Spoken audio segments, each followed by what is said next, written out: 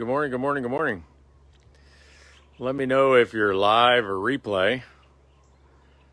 Let me know where you're from. That's good to know. And this morning I'm going to talk about rejection briefly. Hello, Judy, Rafayette, Rofiat, Surakat, and Judy Oberman. Hello, Jeannie. I trust you all are safe in Iowa. I'd love to hear a report about my girls in Iowa being safe. Yeah, I had to sneak down to the neighbors because Kimmy's outside. She's on a Zoom, so our house is right past those palm trees. I'm down at Graham and Karen's house. They live in Vancouver. They're not here. So, rejection. Why did I decide to talk about this morning? Because I got rejected this week. I actually got fired. One of my coaching clients fired me.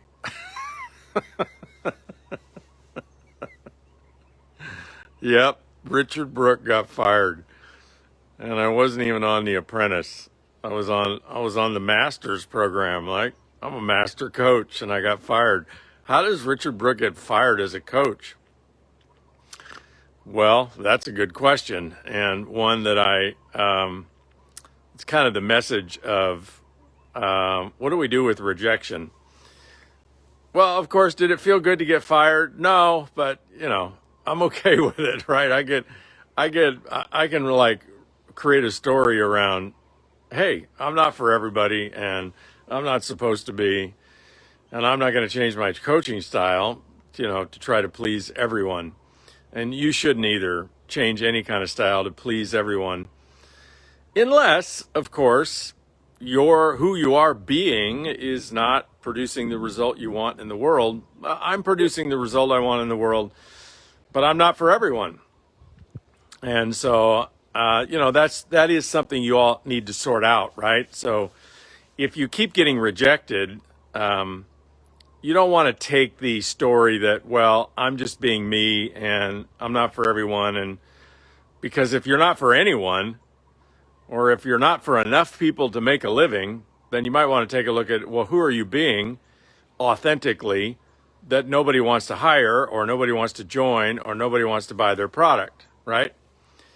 So that's not my issue. Authentically, I have plenty of business. So then, well, what do you do with rejection? Well, I'll tell you what I do with rejection, which sometimes is an uncomfortable process for the person that fired you, is I go for an exit interview. Not a formal exit interview, but I go for an inquiry. What was missing that you fired me? What was missing that this isn't working anymore? And it's the same conversation if you're asking somebody to look at your product and they say no. Well, okay, your product, your offer, you got rejected. So do you want to change how you're approaching offering your product? Well, maybe if you're getting a lot of rejection, more than you can stand financially. But if you're getting enough clients, but you just got rejected by one client, then I would encourage you not to change your authentic you, but do seek to learn from the people that rejected you what was missing, specifically what was missing. And this is where it can get kind of dicey because people don't like to tell you the truth, right? They don't like to tell you, I don't like your whiny voice. Or in my case, they might say, hey, you're just too intense, right? You're like, this is not fun. I get that. I can own that. Yeah, I'm an intense coach, right? I'm not going to change that, right? If I only made $10 a month, I'll make money other places. And if I'm still going to coach, I'm still going to be intense. Why? Because I don't think coaching really works that well. At least not for me. If it's casual.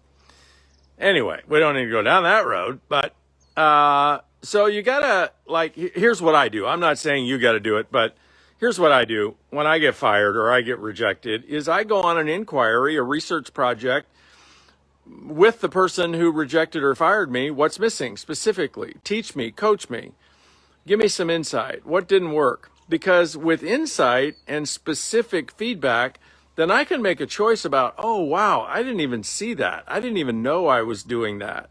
I didn't realize that was an issue for people. It could be how I'm dressed. It could be my haircut. It could be my tone of voice. It could be my intensity.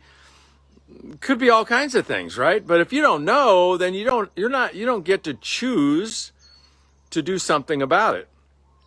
So the inquiry is, hey, I get it. So what you don't want to do here is argue with people or try to get back in or try to restore the sale or the relationship. Accept the fact that you've been fired, just like you would accept the no. Honor the no. People say no. People say you're fired. Honor it, right? That's their decision. And trying to talk them out of it, there's no cheese down that tunnel. Where the cheese is find out who were you being, what were you doing, how were you acting, what were you saying, what was your mood, what was your work ethic, what was your value proposition, right? I'm an expensive one-on-one coach, $4,000 a month. And so I got to bring it, right? And so sometimes, I don't know, sometimes people think, if I coach them, they're going to lose 20 pounds a month and their income's going to double every week. I don't know what people think, right? But in the end, you got to bring the value. And if you don't bring the value, you get axed.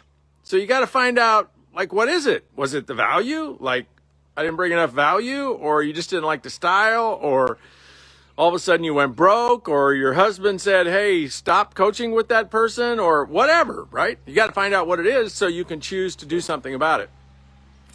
If you find out what it is specifically, then you can decide, you know what? I'm not going to change that. That's how I roll. Or, oh, wow, I could change that easy.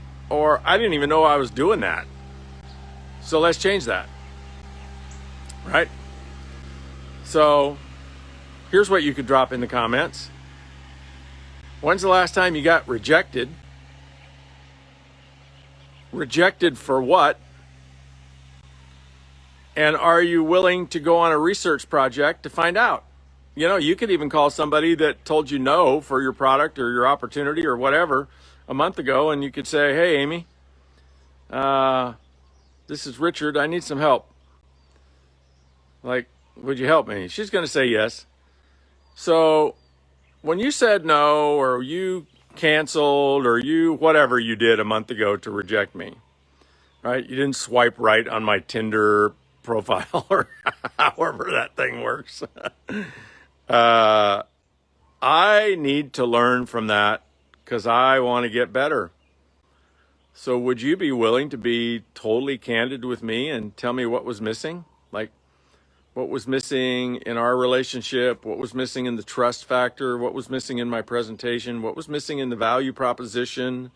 If you're offering somebody a product, you know, maybe you're charging $50 for it, and the way they heard it, it's worth $5, right? So you're going to get rejected. Hey, Brent, yeah, you're on my call list. So anyway, drop in the comments. When's the last time you were, okay, Amy, last week asking someone to look at my product, she said financially not ready. I followed up by saying I could still share with her. Okay. Yeah, so, you know, so many times, good point, Amy, it's not about us at all, right? It's about them. It's about their finances. It's about their spouse. It's about their job. It's about whatever, their stuff. So nothing for you to do with that except move on. So drop it in the comments. When's the last time you got rejected? I want to read those. And let me know if you're on replay or live. Let me know where you're from. And I'll see you tomorrow.